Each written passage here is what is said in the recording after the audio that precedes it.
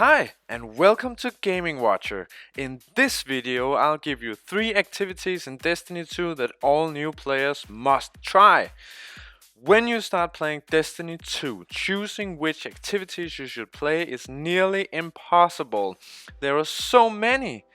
Players are mainly rewarded for doing new activities, but there are a lot of older activities that are really fun and also have awesome loot for you to collect. All activities on this list are fantastic, but I think that the last one is a bit special since I don't think that a lot of new players knows that it even exists, so stick around, I'll make it worth your time. If you like these Destiny beginner guides that I'm doing, please hit the like button on the video, telling us that you actually like it. And also, if you haven't already, please subscribe to the channel, that helps us out a lot and we really just want to make more of this great content for you guys. Let's get into the list. Number 1, the Menagerie. The Menagerie was introduced with the Season of Opulence and is an activity where you go through different encounters before getting to the final boss encounter. How many encounters you go through depends on how well you do. Each encounter earns your team progress towards the final boss. The better you do in a specific encounter, the more progress and the fewer encounters you will have to do in total. You can't fail the Menagerie. But if you do poorly, you will need to go through more encounters to get to the final boss. What makes the Menagerie extremely fun is, in my opinion, 2 factors. Number 1 is that you can control what loot you get at the end with your Chalice of Opulence. More on that later. The second thing is that the encounters themselves are really well made and fun to do. There is a rotation in both encounters and final bosses, so it also feels very varied to play each week. To make sure this video is not too long, I will not do a complete guide of all the encounters here. I'll do a separate video for that, but I will tell you how to get started in the Menagerie and how to get your Chalice of Opulence so you can control what loot you get from completing the activity. The Chalice of Opulence. To start the questline, you have to talk to Benedict 9940 in the Tower Annex. Benedict will give you a quest to go and visit Werner 9940 on Nessus. He's very easy to find. You just got to go to Nessus in the Watcher's Grave location. You find Werner on the big golden ship floating in the air. It's pretty hard to miss. Werner will then send you on a quest to build the chalice by going around on Nessus and completing tasks. When the chalice is built, you can begin to upgrade it. Upgrading the chalice is a longer process, and playing the Menagerie is one of the ways you upgrade it, so already at this point you will start getting into the Menagerie for real. Werner will offer you some bounties. It's also a good idea to do those. To upgrade the chalice, you will have to earn Imperials to buy upgrades for the chalice. Clearing triumphs in the Menagerie is one of the best ways of doing this. You find these triumphs under destinations and then the minor tab.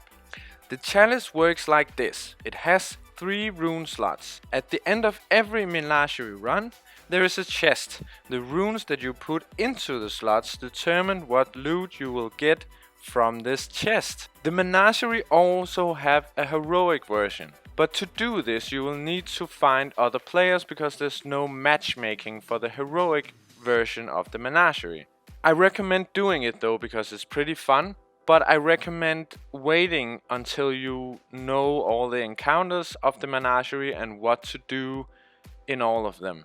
Number 2, the Escalation Protocol.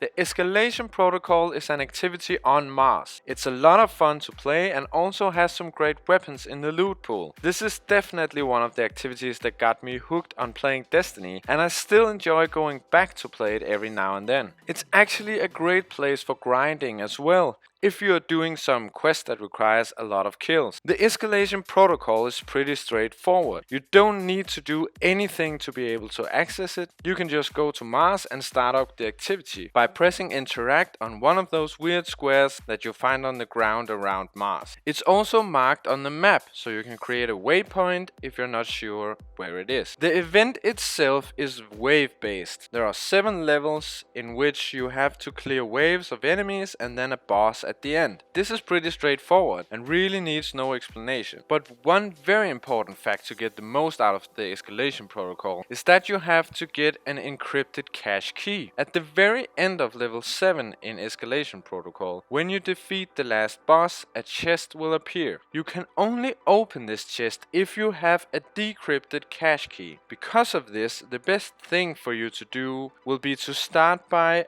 obtaining the encrypted cache key, which then turns into the decrypted cache key when you defeat the last boss. To get this key, you will need to collect 7 Rasputin key fragments. This is done simply by doing strikes, heroic adventures on Mars, nightfall strikes, raids and raid lairs. When you have 7 key fragments, you go to Menagerie on Mars and turn them in to get your encrypted cache key. The key will turn into a decrypted cache key when defeating the last boss on the 7th level of the Escalation Protocol. So that's it, guys. Go kill some hive. Number 3, the blind well. The blind well is an activity that I think not a lot of new players in Destiny will come by unless someone tells them about it. So that is why I'm going to do that for you. You're very welcome. It's located in the Dreaming City. You can see it on the map and make a waypoint if you have trouble finding it. The blind well is also an activity in waves. What is different here is that you have to stand inside these spheres that change position. If you go outside of the sphere, you will start taking damage after a small amount of time. To progress, you need to kill the enemies coming at you. Some enemies have a white shield. To kill those enemies, you will have to kill the glowing enemies and pick up the orbs that they drop. When you pick up these orbs, you get a buff called Harmony. When active, this buff lets you remove the white shields. At the end, there are bosses that you need to kill to get a chest. There are 3 different tiers of this activity. To start the activity, you have to put a charge of light into this weird pole thingy in the middle of the room. You can put in a charge of light tier 1 to 3. This determines which tier of the activity you start. You get these charges of light by completing the blind well, so for your first run you will just have to go there at a time where someone else has started the activity and join in. It usually doesn't take that long. Just respawn in the Dreaming City and go see if someone has started the activity a couple of times, and usually you will find an instance where someone else has started the activity pretty quickly. You can also pick up these charges of light from Petra in the Dreaming City, or just earn them as random drops by completing any activity in the Dreaming City. But just crashing someone else's run in the blind well is the easiest and the cheapest way. The blind well is, in my opinion, one of the most unique activities in Destiny 2, and it is a shame that it hasn't gotten a lot of attention this last year. Hopefully Bungie will up the difficulty of the activity or add new loot at some point. That's it, guys. Go have fun in the blind well. In the comment section below this video, I would really love to hear from you. What is your favorite activity in Destiny and why? I'm sure there are as many favorite activities as there are different kinds of players in Destiny, so I'm really excited to see what you guys think is the best activity. I'll give you my opinion in the first comment. So that was my list, guys. Thank you so much for watching, and I'll see you in the next video.